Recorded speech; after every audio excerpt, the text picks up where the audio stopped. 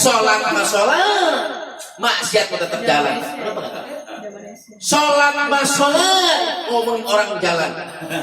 Sholat mah sholat, nyolong jalan. Sholat mah sholat, kepoin orang jalan. Ya kita makan STMD, suara terus maksiat jalan.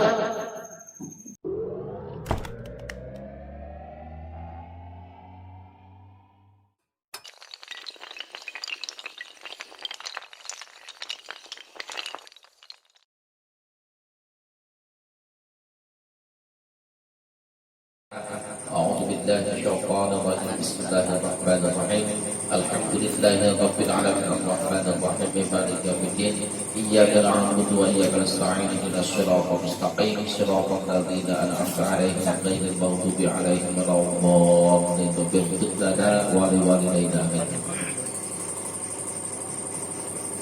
أعوذ بالله من الشيطان الرجيم السلام عليكم ورحمة الله وبركاته. Alhamdulillah الذي نحمده ونستعينه ونستغفره ونعوذ بالله من شرور أنفسنا ومن سيئات أعمالنا من يهده الله فلا مضل له ومن يضلل فلا هادي له لا حول ولا قوة إلا بالله. أما بعد قال الله تعالى في آية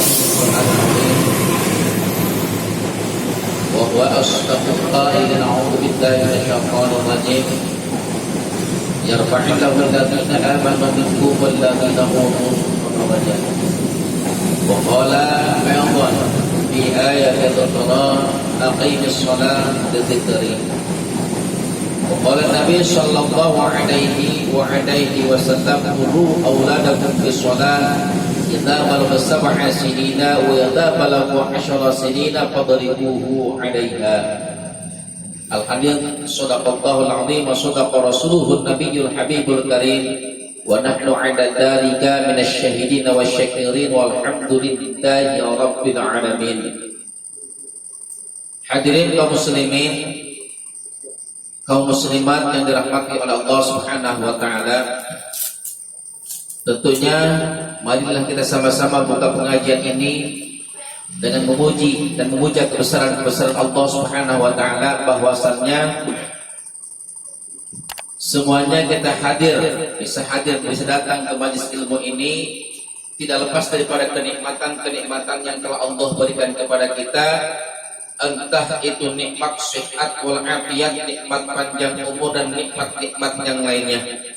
Wabil khususnya nikmat iman dan nikmat Islam, sehingga kita bisa melaksanakan aktivitas kita pada hari ini, bisa melaksanakan kewajiban Allah Subhanahu wa taala atau sunnah Rasul pada hari ini. Semoga ibadah kita pada hari ini, baik yang wajib maupun yang sunnah, semoga diterima oleh Allah Subhanahu wa taala dan dosa-dosa kita diampuni oleh Allah Subhanahu wa taala. Amin Allahumma amin ya rabbal alamin. Hadirin kaum muslimin, kaum muslimat yang dirahmati oleh Allah Subhanahu wa taala, yang saya hormati wabil khususnya yaitu Akhina Al-Jalal Al-Ustaz Mahfudin, yang seharusnya beliau yaitu menyampaikan kepada kita tentang bab fikih, karena beliau tadi agak izin sedikit, katanya belum mutolaah sama sekali, katanya ya udah nanti malam Jumatnya akan datang aja. Sebetulnya saya juga butuh istirahat tadinya mah gitu loh. Nah saya di sono benar mandir mulu di sononya, hanya banyak urusan. Tapi beliau katanya belum mukolaah, sebetulnya cuma alasan doang, sebetulnya saya paham. Gitu loh. Ya. Tapi walaupun bagaimanapun juga, alhamdulillah beliau sudah senantiasa hadir di sini. Ya mudah-mudahan ya beliau malam Jumat yang akan datang memberikan ilmunya kepada kita, itu berupa tentang masih bab yaitu taharah. Kalau saya melanjutkan yaitu kajian kita, kemarin ada keterangan, ya, ada keterangan yang mengatakan yaitu mamata wa alaihi sholatu fardin lam tuqda wa lam tuqda.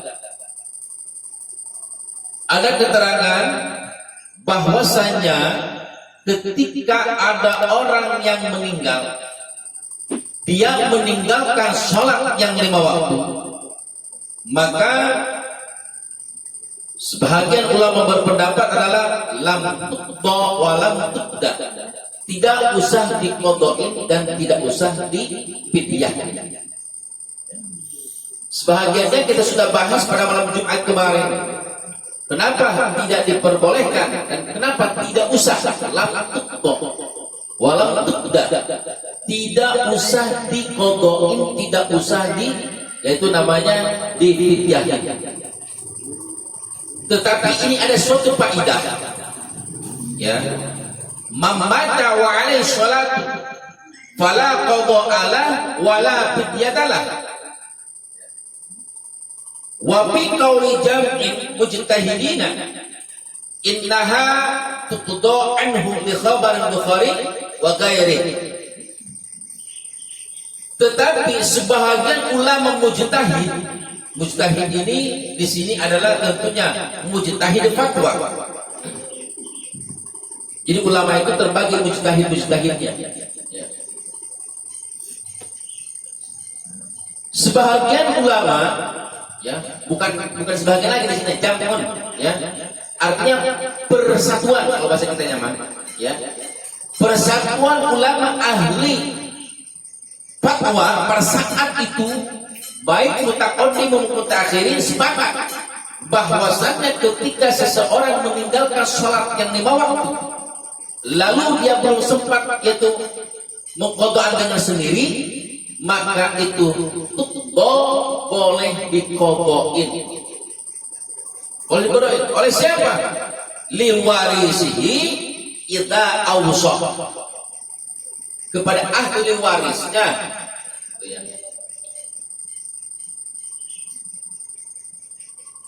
Karena ada keterangan, ada hadis yaitu Bukhari Muslim di khabari yaitu Bukhari, yaitu karena ada hadis dari Imam Bukhari, ya, jadi tentunya hadisnya hadis sahih. Jadi kita contoh seperti kita punya ibu kita atau bapak kita, ketika dia sehat, dia sholat biasa, tidak pernah ditinggalin sholatnya misalkan, ya. Lalu tiba-tiba misalkannya naudzubillah min dzalik, sakit stroke misalkan selama 2 tahun.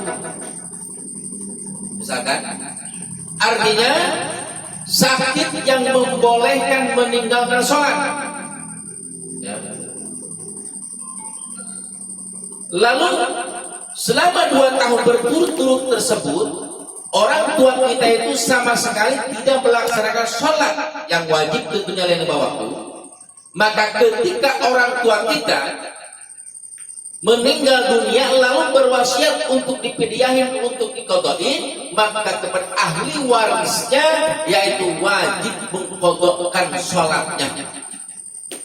Ini saking pentingnya sholat, ya. Wajib mengqadhakan daripada sholat orang tua atau dipidyahin, ya. Berapa ukurannya?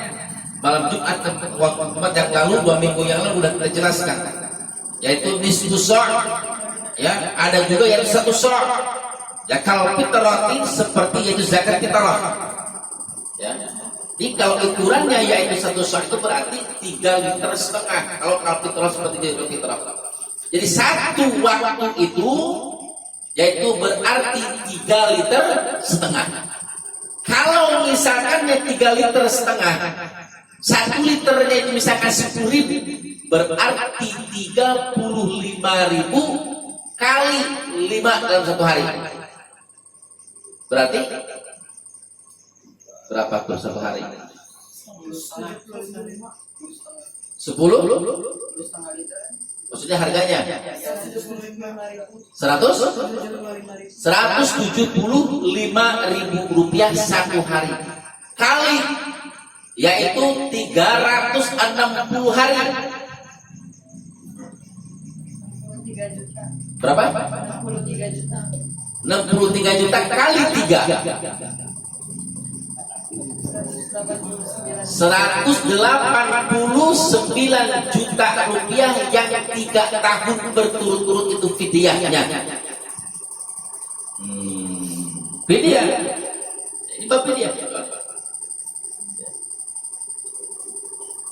Ada juga ulama berpendapat setengah sok. Setengah sok itu setengah daripada yaitu 3,5 liter, berarti 1 liter 7,5. Ya, berarti 1 liter 7, ya begitulah. Kira-kira harganya berapa? Tetap aja banyak aja tetap kalau 3 tahun.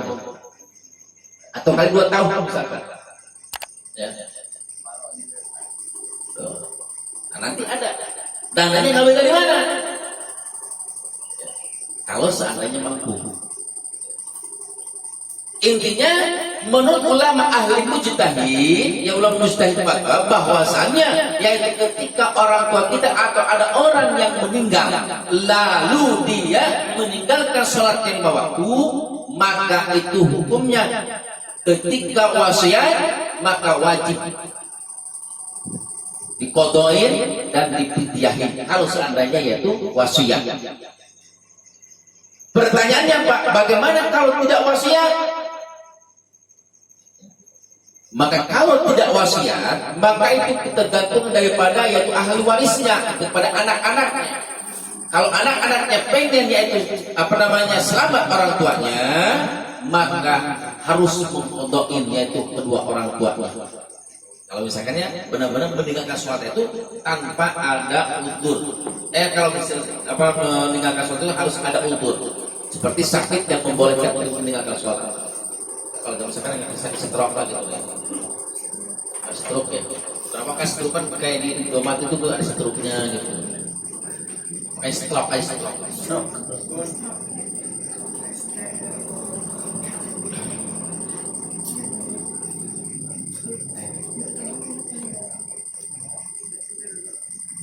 Tsummakhtarahu jam'un min a'immatina, lalu milih lagi jam'un suatu perkumpulan min a'immatina daripada itu imam kita, al-Imam Syafi'i, dari golongan-golongan ulama al-Syafi'i, ya, madhab Imam Syafi'i berpendapat bahwasannya yaitu Sumahtarahu memilih sebagaimana apa yang disampaikan oleh Jam'un Mujtahidina, ya, Jam'un Mujtahidin, ya. Jadi perkumpulan dari golongan-golongan yaitu madhab Imam Syafi'i pun sepakat bahwasanya harus dikodoin dan harus yaitu namanya dipidyahin. Bahkan wafa'ala bi asubki, bahkan yaitu Imam Subki itu biasa mengerjakan begitu. Artinya wafa'ala di sini ya artinya melakukan apa yang disampaikan oleh apa yang dikemukakan oleh yaitu Jam'un Mujtahidin. Wa naqala Ibnu Burhan an-Qadim annahu yalzamul waliin ala pertirkatan. Bahkan wajib kepada sang wali kalau seandainya walinya mengurus, ya. Kalau seandainya orang yang meninggal tersebut adalah meninggalkan tirkah. Tirkah itu adalah harta peninggalan, tirkah. Ya. Tirkah itu adalah harta peninggalan seperti saya misalkannya. Saya meninggalin yang namanya gudang, ninggalin perusahaan B, perusahaan A misalkannya. Itu tirkah namanya, peninggalan, ya. Gitu. Atau ninggalin istri itu tirkah juga sama. Ninggalin istrinya berapa gitu. Kalau ninggalin istri satu bahaya.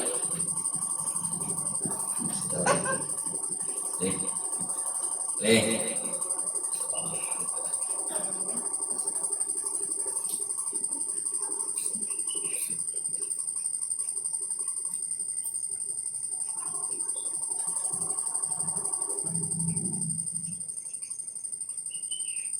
Ayu sholiya anhu kasawmi bi wajhi alai kathiruna min ashabina annahu yut'amu an kulli sholatin muddan.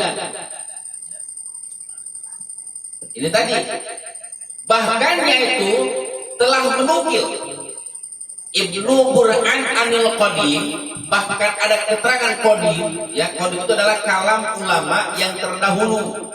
Ya, ada ulama terdahulu yaitu memfatwakan bahwasannya kalau seandainya yaitu seorang mayit meninggalkan yaitu sholat yang 5 waktu, lalu dia meninggalkan tirkah, ya, maka ayu sholia anhu, maka harus yaitu dipodokkan sholatnya kasaumi, seperti pun laksana puasa biwajihi alaikatiruna, yaitu menurut jajak pendapat daripada itu sebahagian besar ulama min ashabina ay ashabus syafi'i. Di sini dari ashab imam, yaitu madhab Imam Syafi'i, mengatakan bahwasannya ayat ima an kulli sholatin muddah. Jadi setiap satu sholat itu satu mud. Ya, ini ulama beda-beda pendapat. Kalau ulama mujtahidin tadi mengatakan yaitu satu sok. Lalu ada juga yang berpendapat setengah sok. Ada juga yang berpendapat satu mud. Satu mud itu kalau ukuran kita sekitar 1,5 liter. Satu mud. Ya. Satu mud setengah liter. Ya. Tetapi mud di sini kalau mudnya mud Baghdad, ukuran di Indonesia itu sekitar kira-kira 1 liter. Beda-beda mud-mudnya. Ya. Terserah kita mau pakai mana. Katakanlah 1 liter lah biar gak susah menghitungnya misalnya. Jadi 1 liter beras setiap satu waktu sholat. Nah, ini wajibnya pada siapa? Kepada ahli waris. Kalau seandainya meninggal itu adalah meninggalkan tirkah, itu harus dipidiahin. Itu. Jadi kalau yaitu 1 tahun berarti 360 hari kali 5 waktu. Ya. Berapa banyak? Ya kan? Berapa 180 hari ya? Berarti 360 hari kali 5. Ya. 5 waktu. Sekitar 1.800 waktuan ya. 1.800 waktu kali yaitu 1 liter. Berarti 1.800 literan. Kali misalkannya 10.000 misalkannya. 1 liternya. Ya. 10.000 itu banyak. Sekitar 180 jutaan. Ya. Kira-kira 180 juta rupiah untuk menyediakan orang tua kita yang meninggalkan sholat berturut-turut selama 1 tahun penuh ketika kita yaitu mau memfidyahkan orang yang sudah meninggal. Ya benar berarti kata PT Pera. Ya. Apa kata PT Pera? Ya kan? Ya kan? Benar enggak? Segala sesuatunya pakai duit. Pakai duit. Mati pun pakai duit. Makanya benar ya. Itu bil tulus bila tulus mampus. Ya.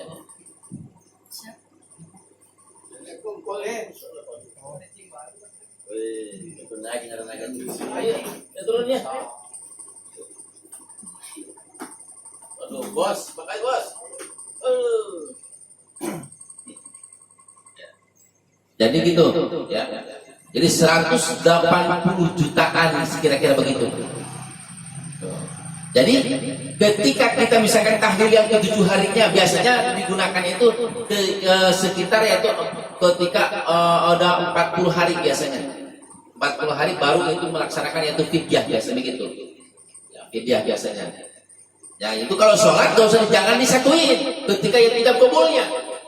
Seperti malak tukah hadalma lispal tarki sholatil wajibi, jangan dilanjutin wasolatil wajibi apa namanya disuruh dikotki tarki sholatil wajibi wasaumil wajibi waktu parkir aiman wan nudur, itu jangan disatuin.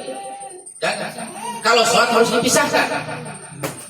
Bisa begitu bahasanya itu malak tukah hadalma lispal tarki sholatil wajibi, ya. Anu binti anu, kalau perempuan anu binti anu bi jami umurihi, atau ya begitu aja bi jami umurihi. Kalau perempuan bi jami umuriha, gitu loh. Dan silakan tuh. 180 juta rupiah 1 tahun. Bayangkan kalau orang tua kita dengan sholatnya itu ya 10 tahun berturut-turut, berarti dengan kali 10 berarti 1 miliar 800 jutaan kalau 10 tahun. 1,8 M. Siapa lagi kita itu sebagai ahli waris? Buat siapa? Buat yang tahlil. Weh, kalau gitu doanya juga beda itu. Oh, 1,8 M loh, ya kan? Apalagi yang pimpinnya baru, masya Allah. Jamaahnya aja kebagian sekitar kira-kira paling kecilnya 10 jutaan yang pimpinnya, ya kan? Apalagi yang pimpin tahlil, minimal 100 jetik. Yang mimpinnya kan beda, mimpinnya kan begitu, mimpinnya beda. Orang berangkat aja beda yang mimpin tahlil, ya. Jamaah biasa satu, ya, satu. Iya, satu besek. Tapi kalau mimpin, ya minimalnya 4 dapatnya. Begitu. Makanya kalau jadi istri Ustadz, ya bulan Rajab, bulan Maulid, gitu biasanya ada yang mati, bagaimana gitu ya. Itu pada gemuk-gemuk, gitu. Pada gemuk-gemuk. Istri lagi diet, katanya lagi diet. Akhirnya gemuk lakinya. Bawa berkat 3, makan 1, sisa 2, ya kan? Pas pulang ke rumah udah pada tidur, dimakan lagi sama yang bawa. Aduh, masya Allah. Ini pidyahnya begitu, cara pidyahnya itu, ya.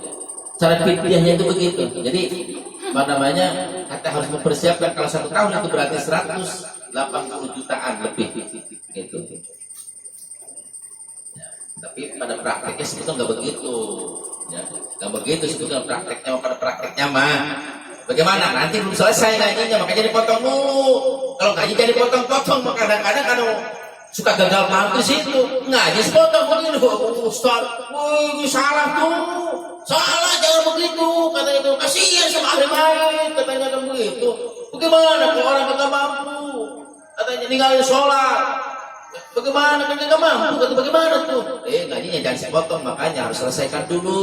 Baru ya dia gagal paham. Ya, lanjutkan dulu oleh kita. Ya. Bagaimana selanjutnya? Ya. Waqala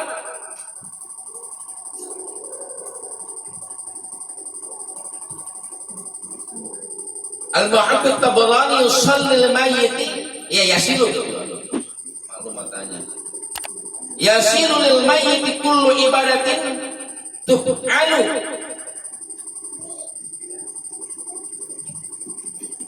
wajibatan aw mandubatan wa fi syar'il mukhtar lil mu'allifi madhhab ahli sunnati anna insana ayaj'ala thawaba amalahu wa salatahu lil ghairi.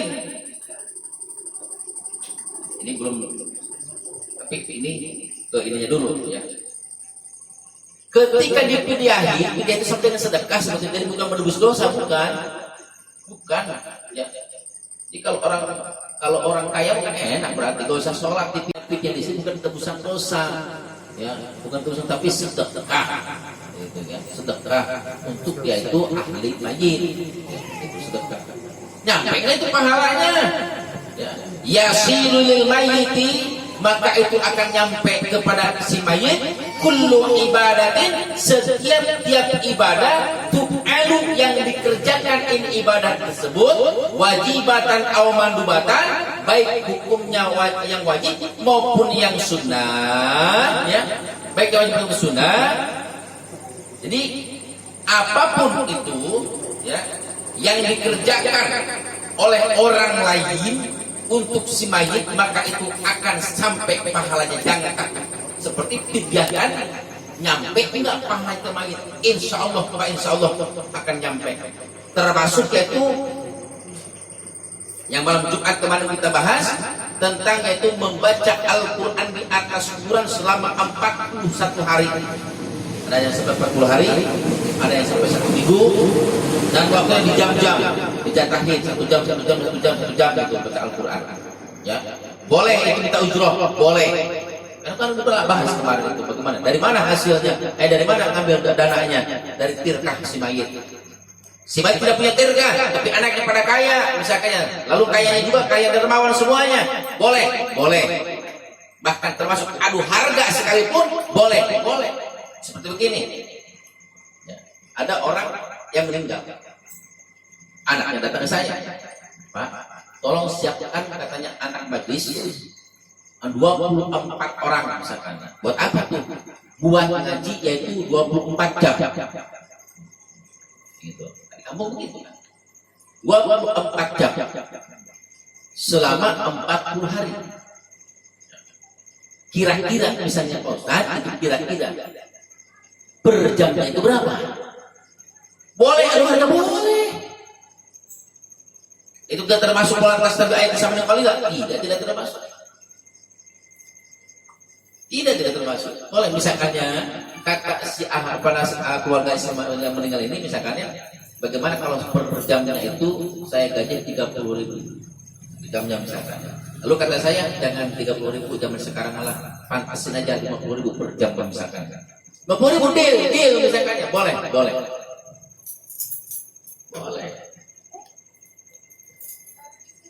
Jadi dalam satu hari itu 50.000 kali 24. Berarti berapa? 100? Hah? 1.200.000 satu harinya. Itu hari satu malam berarti. Siapa? Ada 40 hari, berarti ya 40 jutaan lebih.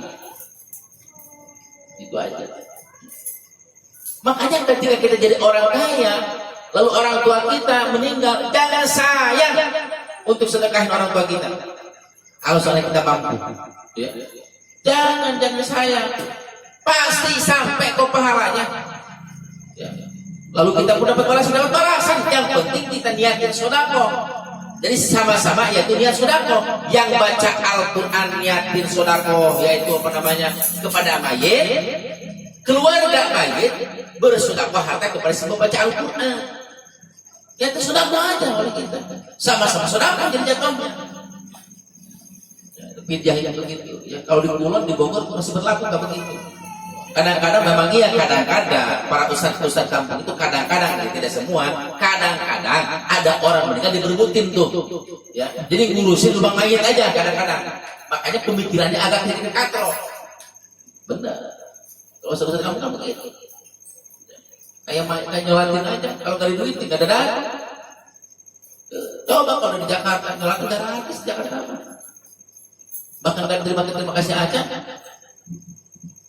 Kalau di kampung per orang, makanya sebutnya kalau bahasa di kampung bahasanya yaitu kuli baris katanya. Kuli baris. Ya bener, kuli baris. Jadi kuli baris itu ngebaris. Kalau saya dulu waktu pondok dulu ya, waktu di pondok dulu ya. Saya punya teman masih kerja sekarang jadi kiai sekarang gitu. Zaman dulu kan masih berharga duit ya, tahun 90-an, tahun 90 kalau tidak salah tahun 91 tuh. Nyolatin ceritanya. Nyolatin itu ke daerah yaitu Pasar Lebak, Pasar Lebulian di Lebak, Pasar Lebulian Lebak di situ. Ya. Cuman kalau di sono itu, kalau di sini nyolatin itu biasa dikasih amplop dulu baru nyolatin. Jadi bukan harus bubar. Ya. Dibuka sama di amplopnya. Gopek isinya. Itu 500 perak zaman dulu kan berharga banget, 500 perak juga ya. Dibuka dia, alhamdulillah kata dia, 500 katanya. Berarti sekali takbiratul ihram katanya 100 rupiah. Iya memang iya, saya memang begitu santai, masya Allah. Ya. Apalagi kalau ada yang meninggal orang kaya, masya Allah, seneng banget itu. Makanya doain aja biar pada mati yang ada kaya-kaya. Gitu ya, masya Allah ya. Boleh kita kan begitu ya. Menghargakan kan begitu. Cuman kalau ngambil hukum asalnya, ketika kita sudah berebut harga, maka si pembaca Al-Qur'annya tidak boleh salah dalam baca Al-Qur'annya. Lalu pahalanya kepada si mayit. Kalau seandainya si pembaca Al-Qur'annya salah di dalam membaca, maka yaitu azabnya itu akan kembali kepada si pembacanya yang benar disampaikan kepada ahli mayitnya. Ada sampai keterangan begitu? Ada. Jadi kalau seandainya harus sampai yaitu berebut harga. Benar, sampai harus ada akibatnya, ada apa-apanya nantinya kepada si pembaca. Makanya di situ dipilih orang-orang pilihan yang benar-benar bacaan makhrajah huruf Al-Qur'annya. Gitu. Maka kalau ngaji 40 hari itu dipilih orang-orang yang benar-benar orang-orang pilihan dalam baca Al-Qur'annya yang makhrajahnya benar, panjang-panjangnya benar, gitu. Ngajinya itu benar. Makanya kalau orang Quran itu kalau meninggal itu nggak sedikit biaya yang dikeluarkan. Nggak sedikit. Nggak. Banyak kan.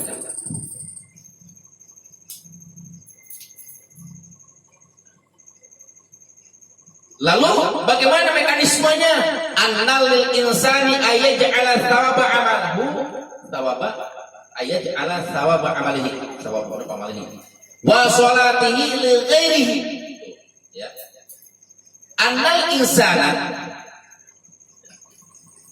wa fi syarhil mukhtar li muallifihi madhab ahli sunnah annal insana sesungguhnya manusia ayaj'ala thawaba amalihi wa sholatihi, ya, ayaj'ala supaya yaitu menjadikan pahala amal kebaikannya wa sholati dan sholat-sholatnya li ghairihi, yaitu diberikan kepada orang lain, wa yasiruhu, dan insyaallah pasti nyampe kata begitu. Artinya kita tidak usah khawatir, ya. Makanya kalau ada orang yang mengatakan ngapain yang mati dikirim, ngapain yang mati tahlilin, ngapain yang mati baca Al-Qur'an. Kita kalau tahu dalil di sini, nggak usah pakai dalil ini. Kalau nggak tahu, cukup pakai dalil logika aja. Kenapa orang yang mati harus diyasinin? Kenapa orang mati harus dimandiin? Kenapa orang mati harus dikapanin? Kenapa orang mati harus dikuburin? Kenapa orang mati harus dimandiin? Kenapa orang mati harus dibacain Al-Quran? Kenapa orang mati harus yaitu yang namanya dibacain sholawat oleh kita? Kenapa orang mati harus ditasbihin oleh kita sama orang hidup? Kenapa? Pakai logika aja, gak usah susah-susah. Karena dia sudah tidak bisa diri sendiri. Karena dia sudah tidak bisa tahlil sendiri. Karena dia sudah tidak bisa berdoa sendiri. Karena sudah tidak bisa segalanya sendiri. Makanya ditahlilin, makanya didoain oleh kita. Dari logika itu namanya. Ya. Kalau dari logika begitu, masuk akal. Kenapa orang mati harus ditahlilin? Karena dia sudah tidak bisa tahlil. Sekarang gini, kan kalau kita kan biasanya kalau ada mayat, ya, geletak jenazah, kan dia suruh baca Al-Quran, baca Yasin, gitu kan. A'udzu billahi minasyaitonir rajim. Bismillahirrahmanirrahim. Yasin. Sampai yaitu selesai nama Amu Yuda Rasulnya kalau pun subhanallah di bawah Allah subhanahu wa ta'ala. Misalkan selesai misalkan gitu kan, sampai dengan selesai misalkan bahasa Yasinnya, ya. Kenapa harus dibaca Yasin? Karena mayit sudah tidak bisa baca Yasin lagi.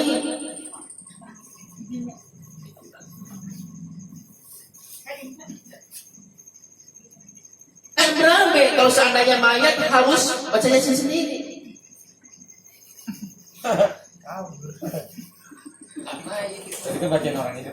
Nah, kita pakai logika aja dulu. Kenapa orang mati harus didoain? Karena sudah gak bisa doa sendiri. Bayangkan oleh kita, misalkan di alam kubur, ya, diajarin oleh kita Allahu Akbar, berarti aja dikomatin. Kenapa harus diazanin? Kenapa harus dikomatin? Kenapa harus talqinin? Karena udah gak bisa adzan, karena sudah gak bisa qomat, karena udah gak bisa talqin. Nyampe nggak? Yasiruhu di sini kok nyampe. Di mana fi'il mudhari bakal nyampe. Ya. Ini menurut siapa? Menurut yaitu yang ada di dalam kitab yaitu Syarah Mukhtar dan madhab ahli sunnah. Yasiruhu, jadi boleh hukumnya annal insana ayaj'ala thawaba amalihi wa sholati li ghairihi. Boleh kita menghadiahkan ayat alif, maknanya menghadiahkan amal perbuatan baik kita itu untuk orang lain. Maknanya sering sedekah, ya. Ketika tahlilan, ya, ketika tahlilan, tahlil nih kita tahlil, ya, kita baca sholawat, kita baca yasinan, kita baca tabarokan misalkan, ya, lalu kita doa untuk ahli mayit, dibilangnya bid'ah, segala macam tek-tek mongek, apa bid'ah, inna lillahi wa inna ilaihi raji'un, masya Allah. Makanya baca kitabnya jangan sesuai dengan keinginannya saja. Baca kitab yang lain supaya pahamnya lebih jauh lagi. Seperti kita mazhab Imam Syafi'i yang dibaca oleh kitab mazhab Imam Syafi'i doang. Mazhab Imam Syafi'i itu pernah dibaca oleh kita. Ya kacau pemikiran kita, monoton pemikiran kita. Ya. Kita paham Wahabi misalkan yang dibaca Wahabi doang. Ahlus Sunnah nggak pernah dibaca, dia monoton pemikiran. Gak bakal nyampe. Tapi kalau dibaca semuanya, maka dia akan dipertimbangkan dengan pendapat ulama-ulama yang lain. Ulama tidak sembarangan mengeluarkan fatwa. Gitu. Jadi yasiruhu, maka bakal nyampe pahalanya. Yakin gak oleh? Kalau seandainya oleh meninggal, seandainya. Lalu dibaca Al-Quran sama saya di atas kuburannya. Gak mau saya kalau dibaca di kuburan, gak mau saya. Ya. Kadang-kadang begitu gitu kan. Haram hukumnya, bid'ah hukumnya, dolalah hukumnya, sesat, menyesatkan katanya. Baca Al-Quran di kuburan. Lah iya, ngaco. Lu masalah surah sih. Ya. Baca Quran di kuburan, iya. Lagi gak ada yang mau, kok gak ada yang mampu kok. Baca Quran di kuburan. Ada juga yang mampu, ada juga yang bisa baca Quran di atas kuburan. Kalau baca Quran di kuburan, ribet hukumnya bu. Boro-boro, pengen baca Al-Quran, orang enggak. Iya, begitu. Kadang-kadang ya kurang ini pengalaman lain aja lah. Ya. Jangan dibidah-bidahi tahlil kita, tawasul kita. Ya, namanya juga doa, sebagai perintah Allah, ud'uni astajib lakum. Yang penting kita berdoa. Kan kita sesudah tahlil dan sudah ada doanya. Allahumma ja'al wa ausil sawaba misla sawabi ma qara'nahu atau ma qara'tuhu. Ya Allah, semoga Engkau jadikan pahala apa yang aku baca, apa yang kita baca, kami hadiahkan hadiatan balighatan wasilatan nazlatan rafatan syamilatan ila ruhi. Semoga Engkau pahala yang sampaikan ya Allah kepada ruhnya si anu itu. Salah enggak kita ketika kita doa begitu? Nggak salah. Makanya dibedain. Kita berdoa sama Allah. Namanya kita minta apa yang kita baca. Kita mampu baca Qul Huwallahu Ahad. Kita mampu baca An-Nas. Kita mampu baca surat Yasin. Setelah itu kita mudah-mudahan ada pahalanya. Nah, kalau misalnya ada pahalanya, kita minta sama Allah, ya Allah, tolong sampaikan pahalanya kepada almarhum sebutin nama kita. Sampai insya Allah pasti nyampe. Lalu yang bacanya kebagian nggak yang bacanya? Hah? Kan kita baca Al-Quran, baca Yasin lah kan, baca Yasin. Bukan baca Yasin, bukan. Hati maknanya. Kadang-kadang kita gagal habis itu juga. Ya. Kesal habis itu. Kita baca Yasin, bukan baca Yasin.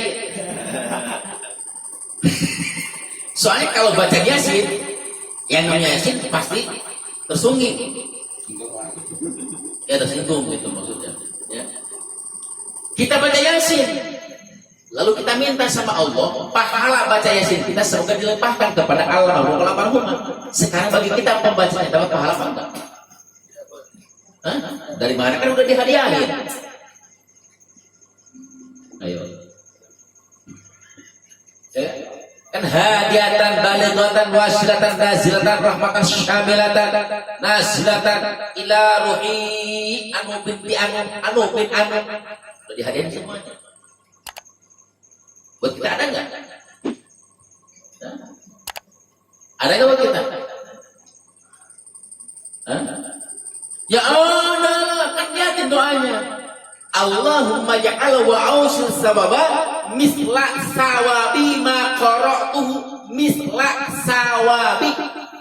Ya Allah, semoga Engkau sampaikan pahala apa yang aku baca sebagaimana pahala yang aku baca. Sampaikanlah pahalanya kepada almarhumah sebagaimana pahala yang aku baca. Nah, artinya apa? Buat yang baca pahalanya ada, dan kepada yang dihadiahkan oleh kita pun ada. Kenapa? Karena yang namanya hadiah gak mungkin semua jadi hadiah. Nah, logikanya begitu. Kita punya duit 1 juta, dihadiahin. Walaupun apa pacar gak mungkin semuanya. Ya kan? Mungkin hanya sekedar. Itu juga kalau ada maunya doang. Kan biasa begitu. Kalau ada maunya doang. Kalau ada maunya doang, janji begitu. Bagaimana pemimpin kita kan begitu. Janji, kalau kan begitu. Ya kan? Gitu. Kalau setelah jadi baru kelihatan belangnya. Makanya jangan termakan janji-janji palsu. Kalau janji pulsa nggak apa-apa dah. Jangan termakan ke janji-janji palsu, jangan kita. Kenapa? Orang menjanjikan sesuatu kepada kita karena mungkin ada maunya. Ketika sudah tersampaikan maunya, tercapai kemauannya, disitulah baru kelihatan watak yang sesungguhnya. Belum tentu benar, belum tentu baik orang tersebut. Makanya jangan ya itu termakan dengan janji-janji pulsa. Oh, palsu ya gitu maksudnya oleh Jadi apa yang kita baca pahalanya dapat buat kita dan juga akan sampai kepada kita hadiahkan. Namanya hadiah kan saya bilang tadi gak mungkin semuanya. Nah, begitu. Allah itu maha adil. Gitu ya. Jadi kalau seandainya ada orang meninggal dipidyahin oleh kita, orang tuanya kebetulan gak ninggalin tirka atau gak ninggalin warisan, boro-boro warisan cuma anaknya orang kaya. Tapi anaknya ini pengen bersedekah untuk orang tuanya. Sedekahlah untuk almarhumah yaitu orang tuanya. Sampai buat dia apa? Buat dia pelakunya. Itu lebih banyak pahalanya.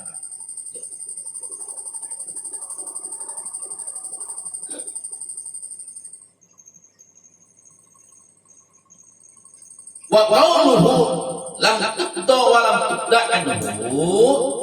Adapun ucapan ulama yang pertama mengatakan lam tuqda wa lam tuqda anhu, ya, menurut wa indal Abi Hanifah, menurut yaitu Imam Abi Hanifah radhiyallahu anhu, tuqda anhu idza awsa biha, ya, itu. Jadi bila mana orang tua kita meninggalkan sholat yang 5 waktu, maka itu boleh dipidyahin. Idza awsa, bila mana wasiat ketika sebelum matinya. Gitu. Jadi misalkannya ada orang tua yang mau meninggal, ya. Jadi penglihatannya kalau orang anak-anak jam sekarang begini, gua mah udah jauh, ya, jauh ke depan dekat ke belakang, gitu begitu. Hati-hati kalau udah ngomong begitu, hati-hati itu. Udah jauh ke depan, dekat ke belakang. Kenapa? Karena kita sebelum hidup, mati dulu apa hidup dulu kita? Hah? Mati dulu apa hidup dulu kita? Hah? Ya mati dulu, kita gak ada dulu. Diadakan oleh Allah. Ya, summa yuhyikum summa yumitukum. Ya. Lalu kita dihidupkan.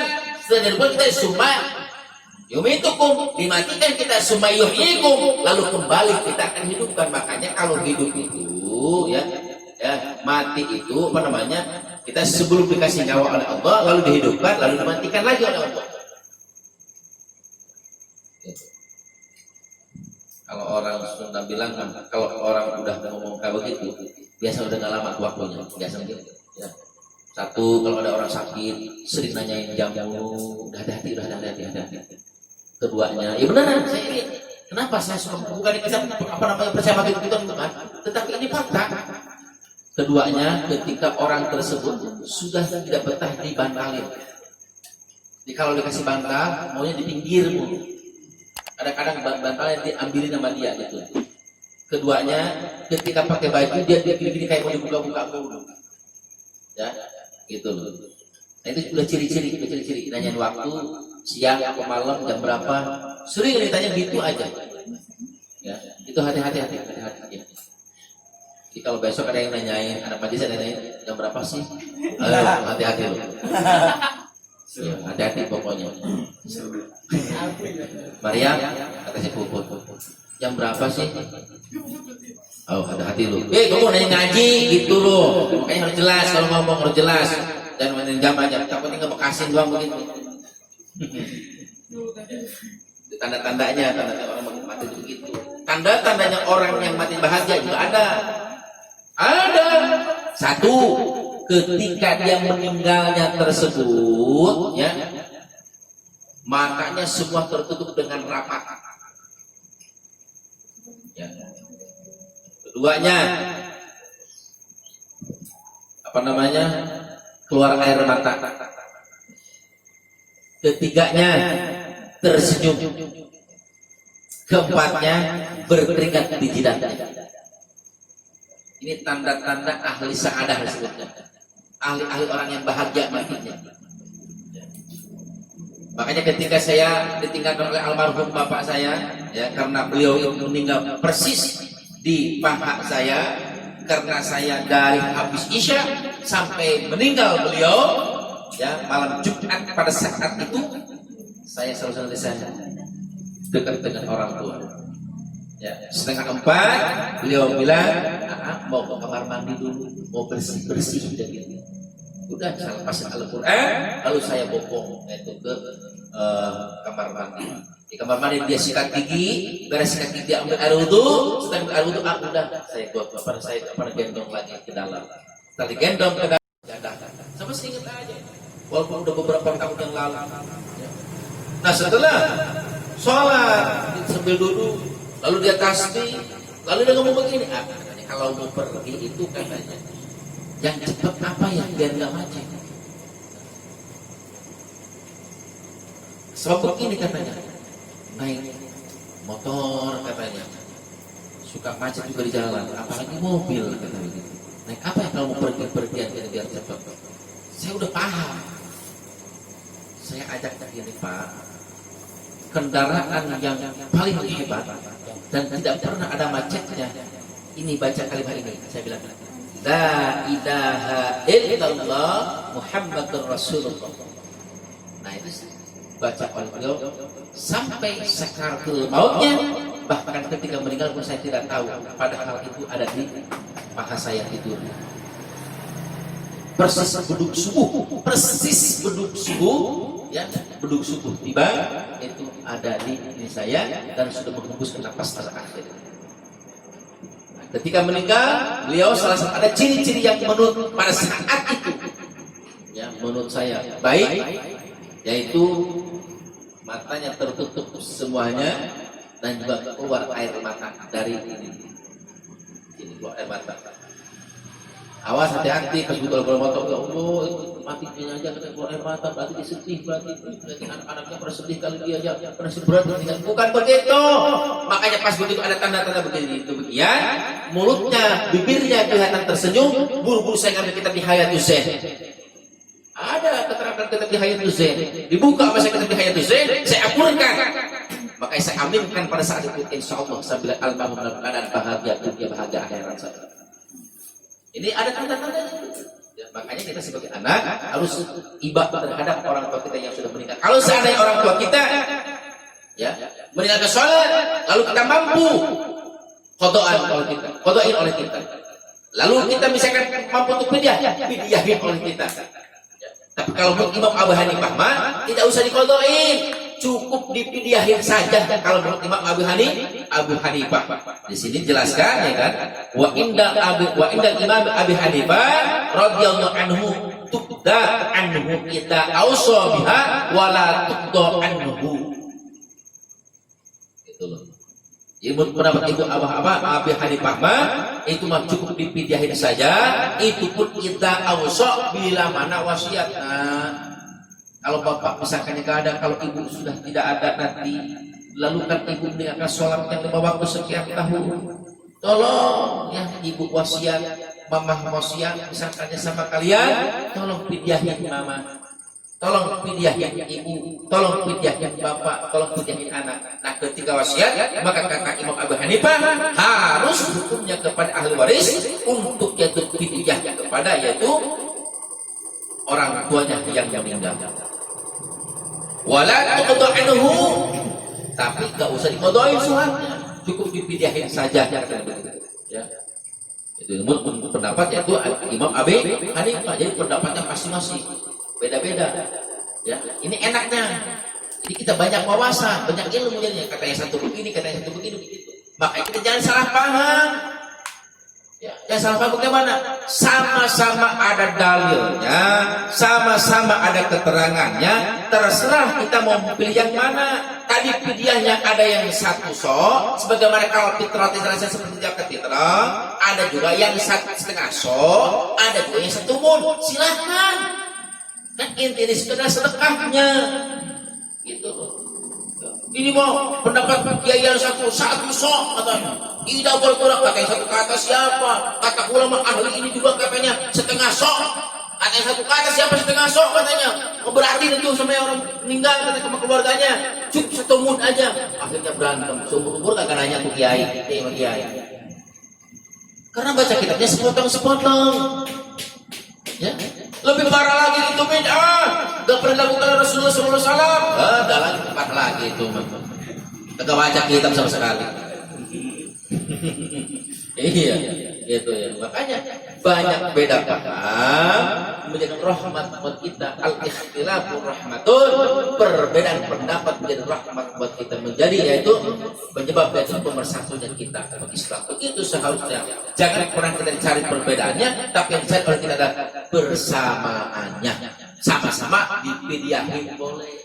Itu tadi pendapat Imam Abu Hanifah, gak usah dikodoin, cukup dipidyahin. Kata yang satu harus dikodoin, harus dipidyahin. Kata yang satu gak usah dipidyahin, gak usah dikodoin. Ini yang terserah. Kalau kita pengen menjadi orang dermawan, pidyahin oleh kita. Tapi itu as-sahih habibullah walau kana jahilan. Begitu. Seorang pemurah, seorang yang dermawan itu adalah habibullah, kekasih Allah. Walaupun orangnya bodoh, sholatnya aja kagak tahu mana. Biasa kan kalau yasin kan sholat berkiblat. Dia mah kagak tahu sholat mana, kagak tahu dah, yang penting gua sholat katanya begitu. Yang artinya sholat itu gak tahu bab rukun wudhunya, sholat sunahnya gak tahu, fardunya wudhu, sunahnya wudhu gak tahu. Yang penting sholat aja begitu. Tapi dia sangat luar biasa. Dengar majelis taklim lagi dibangun, buru-buru dari kampung juga datang ke sini mau bantuin pasang paku. Maka agak di kampung aja nyantai sendiri. Buat alasan aku nggak tahu ini. Ada juga yang ini sibuk memangnya, saking sibuk-sibuknya yang nggak penting dicek ikut dicek juga. Jadi ngomong saya mau minum mana air? Tidak air ya? Ada yang begitu? Ada, gitu ya. Masya Allah ya. Nah, kalau seandainya kita cari perbedaannya, lu mah egois, lu mah gitu kan, gue lagi bantu bis juga pernah bantu tuh. Gak ngelihat keperluannya apa. Tapi kalau kita ngelihat keperluannya apa, maka akan saling memaklumi, kan begitu. Gitu ya. Sama ketika kita memfatwakan agama pun begitu. Kita harus lihat fungsinya. Untuk apa? Intinya sedekah. Itu mau 1 sok, mau 1,5 sok, mau 1 mun, intinya sedekah. Gitu. La yukallifu nafsan illa wus'aha. Gak usah disamaratakan. Seperti sholat. Menurut Imam Malik, bahwasannya sholat itu wajib hukumnya khusyuk. Bahkan termasuk rukun sholat adalah khusyuk. Pertanyaannya, orang macam saya bisa khusyuk nggak sholat? Buru-buru, Allahu Akbar, habibnya aja udah gelisah. Apalagi oleh Allah.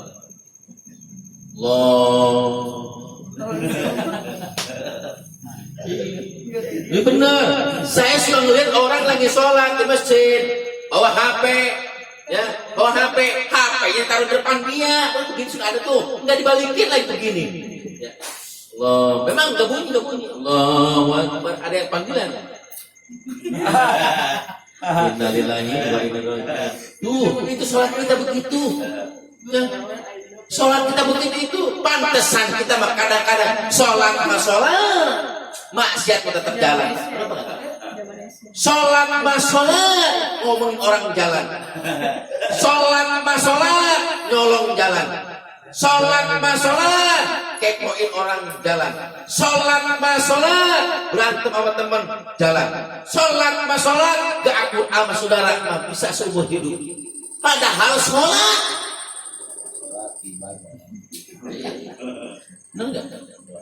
sholat mas sholat bohong orang jalan terus itu kita.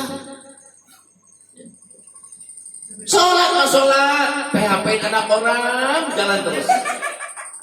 Ya, benar. Padahal kita suka sholat. Ya.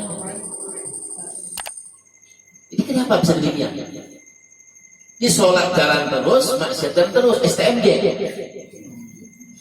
Hah? STMJ kita makan. STMJ, sholat terus, maksiat jalan. Ya kan? Gua suka malu jahe bukan? Bukan begitu. Kita STMJ kita mah. Sholat terus, maksiat jalan. Katanya sholat itu kan inna sholata tanha 'anil fahsya'i wal munkar. Katanya dalam Al-Quran Allah mengatakan sesungguhnya sholat itu mencegah diri kita daripada perbuatan keji dan munkar. Coba pertanyaannya, nyampe gak sholat kita ke situ? Kira-kira.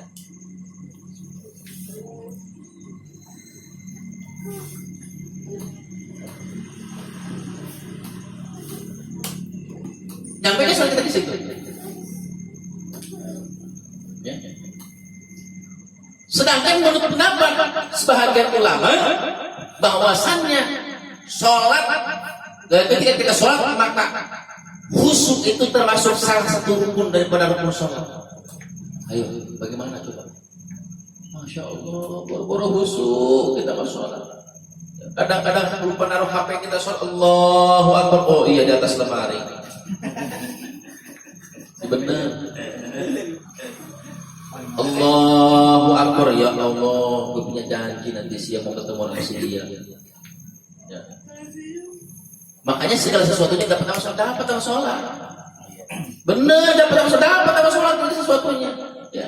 Cuma jangan jadikan sholat sebagai yaitu alat untuk mendeteksi di mana apa yang kita perlukan. Ada sholat khusus untuk mengetahui rahasia-rahasia ada. Namanya sholat tazkir. Ya. Shalli sunnatan tasbih jamil khalid rakaatain lillahi ta'ala Allahu akbar. Langsung tasbih namanya. Ya.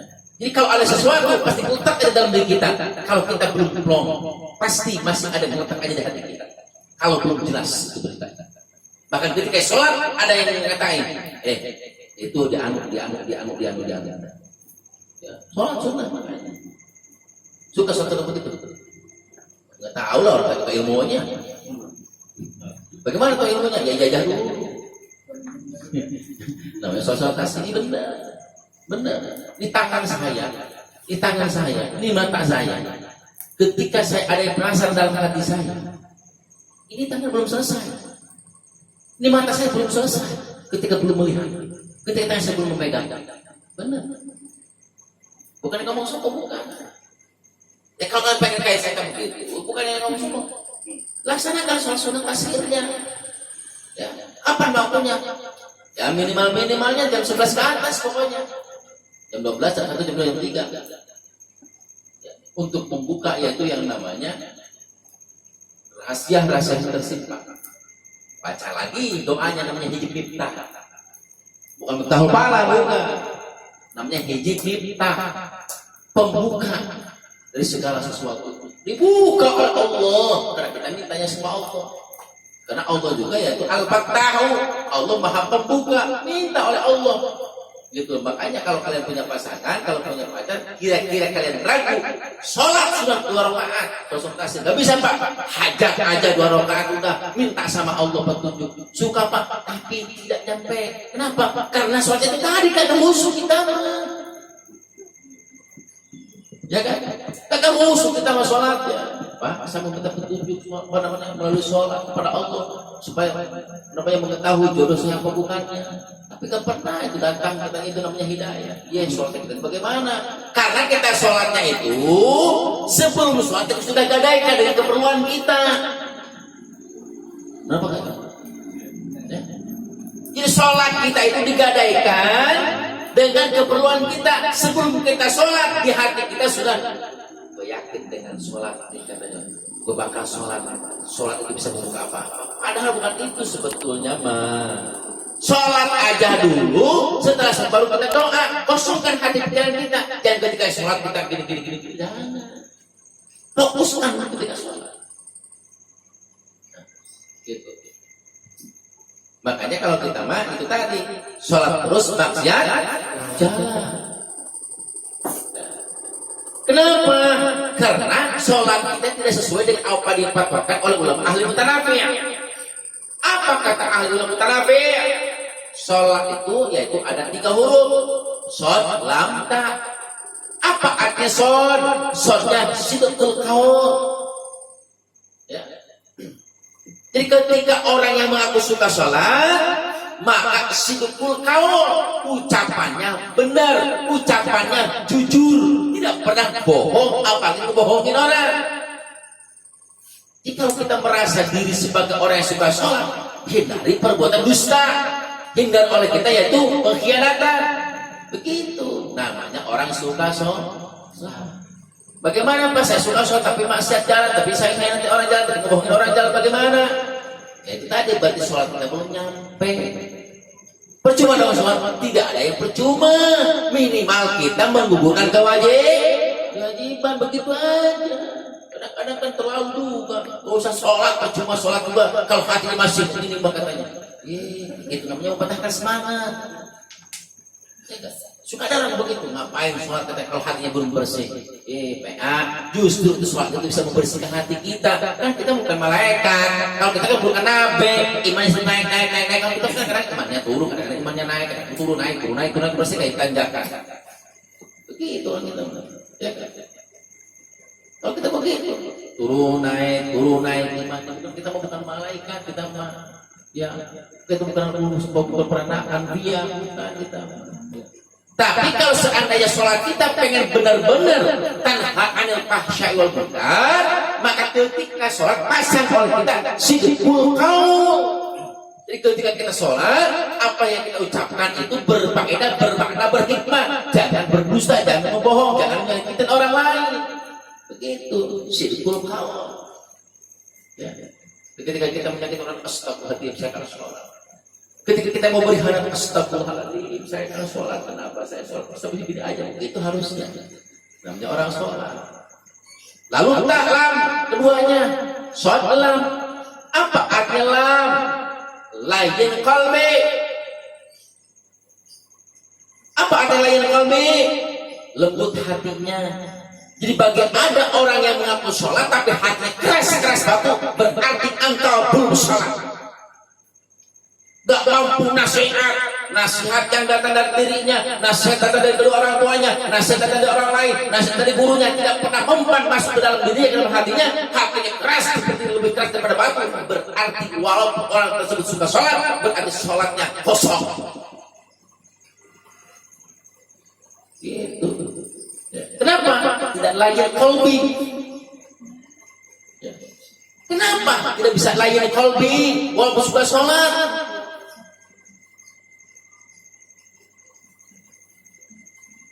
Karena itu tadi sholat kita mah, ya, sholat kita mah harus istighfarin lagi.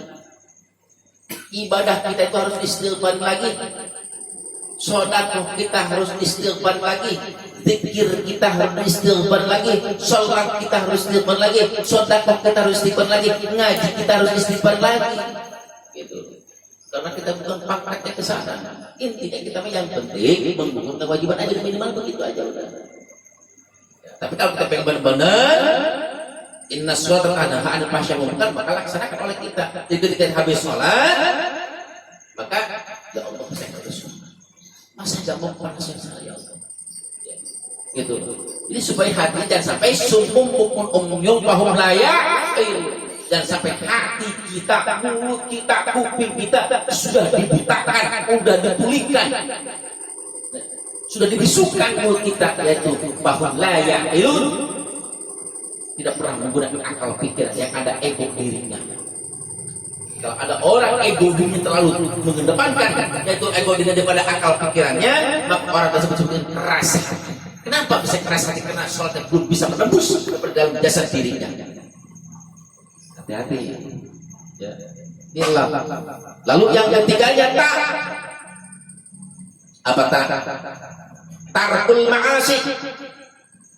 Jadi bagi orang yang suka sholat yang 5 waktu, maka hatinya, mulutnya, jiwanya, raganya, hatinya ditinggalkan oleh maksiat. Kenapa? Ketika mau maksiat tadi baru sholat doho, ada yang nawarin minuman begitu. Ada yang nawarin arak, ada yang nawarin minuman vodka, ada yang nawarin segala macam tetek bengek. Baru sholat tadi, masya Allah. Ingat, inna sholata tanha 'anil fahsya'i wal munkar. Begitu. Tinggalkan oleh kita. Kenapa? Habis sholat, bini ngajak berantem, astagfirullahaladzim, saya habis sholat. Ada orang yang pun ngajak selingkuh, dan belum sholat, saya ya Allah. Ya. Kalau pacar ngajak selingkuh nggak apa-apa, itu pacar istri. Pacar nggak apa-apa, orang pun jadi suami istri. Ini mah kalau udah jadi suami istri bahaya urusan. Ini kenapa harus ingat ketika sholat, dan sesudah sholat pun kita harus ingat sesuai dengan itu arahan Allah, sesuai dengan yaitu apa yang disampaikan oleh Allah dan Al-Quran. Aqimus sholat lidzikri, dirikanlah oleh engkau sholat supaya mengingatku. Jadi ketika kita mau maksiat ingat sama Allah, astagfirullah, saya belum selesai sholat ya Allah. Tuh makna satu begitu, aqimus sholat lidzikri. Itu buru-buru kembalikan kepada diri kita. Ya. Jadi kalau sana sholat kita pengen disebut dengan inna sholata tanha 'anil fahsya'i wal munkar, maka harus disatukan dengan aqimus sholat lidzikri. Karena fungsi sholat adalah zikri untuk mengingat kata Allah. Jadi ketika yang diingat cuma Allah, maka tidak ada yang lain akan kita dalam diri kita. Ya. Makhluk Allah cantik, makhluk Allah ganteng, makhluk Allah kaya, Allah lebih kaya. Makhluk Allah cantik, Allah lebih cantik. Allah perempuan dong, bukan begitu maknanya. Karena yang memberikan kecantikan adalah Allah, yang memberikannya itu yang namanya kekayaan adalah Allah. Aqimis sholat lidzikri, ini maknanya supaya mengingat Allah, kemana Allah? Ya, selalu Allah dan forever Allah. Begitu. Ini maknanya sholat supaya terbuka, ya. Supaya terbuka sholat. Makanya sholat itu kan gak sembarangan. Kadang-kadang kan orang asal ngomong aja, yang penting sholat, masalah diterima atau tidak urusan belakangan. Ntar dulu bahasanya begitu, sah atau tidaknya dulu sholat kita, baru diserahkan kepada Allah. Ya barangkali itu tadi sholat kita mah, itu tadi kenapa kita STMJ, sholat terus maksiat jalan. Barangkali sholat kita tanpa ilmu. Makanya kata Rasulullah, ya, sholatnya seorang alim 2 rakaat jauh lebih baik daripada yang tafakkur saat, berpikirnya orang yang berilmu tentangnya itu 1 jam 1 detik. Orang yang berilmu mikir ilmunya jauh lebih baik daripada orang yang bodoh sholat itu 70 rakaat. Gitu. Bahkan hadis Nabi mengatakan naumu alim khairum min ibadati jahil. Tidurnya orang yang berilmu lebih baik daripada sholatnya orang yang bodoh. Tidurnya orang yang berilmu jauh lebih baik daripada yaitu ibadahnya orang bodoh. Yang alim lagi tidur, kayak tidur. Yang alim, yang bodoh kerja bakti, habis kerja bakti Sodako, hablum sodako. Apa namanya hablum minannasnya dijaga oleh dia. Tapi bodoh, nggak tahu. Sholatnya, sholat sunnah, tahajud, sholat sunnah, duha, sholat sunnah, witir. Dilaksanakan. Tapi nggak tahu bagaimana sholat yang bagaimana. Orang bodoh, orang berilmu tidur grek jauh lebih hebat daripada jauh lebih manfaat daripada orang yang ibadah tapi bodoh. Enak aja orang berilmu. Enak nggak? Iblis tahu iblis. Ya, zaman Rasulullah kan begitu. Ada iblis yang duduk berdiri aja di pintu. Masuk kagak, keluar kagak itu iblis. Ya. Cuma di dalam masjid itu ada 2 orang, yang satu bobo enak gerak begitu. Tapi jangan jadi dalil juga. Ya, yang jadi dalil juga ya hati-hati. Mentang-mentang gue berilmu, tidur dari pagi ketemu pagi aja awas. Baru mau dipakai apa tadi? Awas, jangan jadi dalil. Gue kan berilmu, kenapa dia bilang berilmu? Karena gue suka datang ke majelis ilmu, berarti kan gue berilmu juga. Makanya kalau gue sehari semalam tidur, nggak apa-apa. Kata Pak Ustaz juga begitu. Nawamun alim, khairun min abadil zahir. Tidur yang orang berilmu itu lebih baik daripada ibadah orang bodoh. Kabarin aja ibadah orang yang bodoh. Jadi hati-hati, banyak orang nggak begitu. Orang yang pada ke masjid itu orang yang sholat itu orang bodoh-bodoh katanya. Karena dia meyakini sama Allah katanya. Kan Allah juga mengatakan, aqimis sholat katanya. Bahkan wa'budu rabbaka hatta ya'tiyaka yakin, beribadah kepada Allah sehingga datang keyakinan. Jadi bagi orang-orang yang mau sholat ke masjid itu orang-orang belum yakin itu katanya. Bergaya gue tapi yakin sama Allah. IPA. Ya benar orang sama nafsu Al-Quran begitu. Awas jangan dalil juga awas ya. Mentang-mentang apalagi gitu kan ya. Pokoknya begitulah. Ya. Begitu. Pokoknya udah kagak asing lagi anak majlis termasuk saya ya. Pokoknya dia bisa membedakan waktu aja. Pokoknya hebat pokoknya ya. Antara waktu Jakarta sama waktu di kampung di Bogor beda. Ngobrol sama anak majlis kalau mau percaya. Kalau di Jakarta dari jam 6 pagi ke jam 6 maghrib cepat katanya. Tapi kalau di Bogor dari jam 6 pagi sampai ke jam 6 sore jam 6 maghrib itu lama katanya. Saya aneh tadi kagak ngerti pasti paham juga. Oh iya, gimana kagak cepat orang merem mulu kagak bangun-bangun pas bangun maghrib enak. Jadi cepat kagak tahu kehidupan sana. Gitu, makanya cepat bapak begitu. Tapi kalau di Bogor lama kenapa kagak tidur? Mau tidur gak enak gua. Tidur dulu. Salah. Kehidupan dunia luar. Jadi cepat bapak itu. Anak majlis, makanya hati-hati kalau sama anak majlis mah. Saya bilang tadi, naumun alim khair min abadil zahir. Tidurnya orang yang jauh lebih hebat, jauh lebih manfaat, jauh lebih hikmah daripada tidur ibadahnya orang bodoh. Udah tidur seharian, gua kan berilmu katanya udah tahu ilmunya gua makanya. Takutnya jadi bilang begitu makanya bukan begitu maksudnya. Ini iblis masuk ke dalam ya ke masjid, ya cuman bingung iblis ini. Ditanya sama Nabi, iblis ngapain lo? Kata Nabi, ini gua mau masuk ke masjid. Terus kenapa kau masuk? Gua takut katanya. Kenapa? Takut sama orang yang tidur katanya. Iblis takut sama orang yang tidur. Kata Nabi, bukannya orang yang tidur lagi goblok lagi lupa sama Allah. Kenapa kamu tidak sama yang lagi sholat? Iblis kan begitu makanya sama Muhammad. Gitu. Kalau tahu-tahunya gitu. Belum tahu. Yang sedang sholat orang bodoh dengan mudahnya keplesetkan dia. Dengan mudahnya kebakalnya berubah sholat dia. Tapi orang yang sedang tidur adalah orang yang berilmu. Makanya gue takut katanya sama orang berilmu itu. Makanya kalau ada orang disuruh mendatang orang yang berilmu, bukan orang datang orang pintar. Salah sih datang orang pintar, mau ini pintar ya. Akhirnya ngadu pintar sama iblis sama setan. Dia setan lebih pintar. Kata setan, gue mau pergi kalau lu udah baca surat Al-Fatihah sebanyak 500 kali. Lu aja sekali surat Al-Fatihah.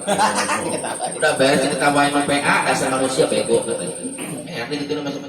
Ya kalau kita ngadu ilmu sama setan pasti kita kalah. Gitu loh. Makanya kalau setan gak usah percaya. Ya, setan suka ngebohong. Gitu kan. Makanya kalau ada orang suka ngebohong berarti warisan setan. Makanya Makanya nggak salah ketika ada orang suka pembohong bilang setan lu, nggak apa-apa, nggak apa-apa. Iblis kan pembohong. Ya, suka kebantu orang kan begitu. Gue ini dari Mesir, gue yang ngapain lu jauh-jauh ke Indonesia gue kurang jin lu. Sama suka begitu. Kalau ada yang kesurupan, pernah ngaku dari Mesir, dari Yaman, dari Madinah.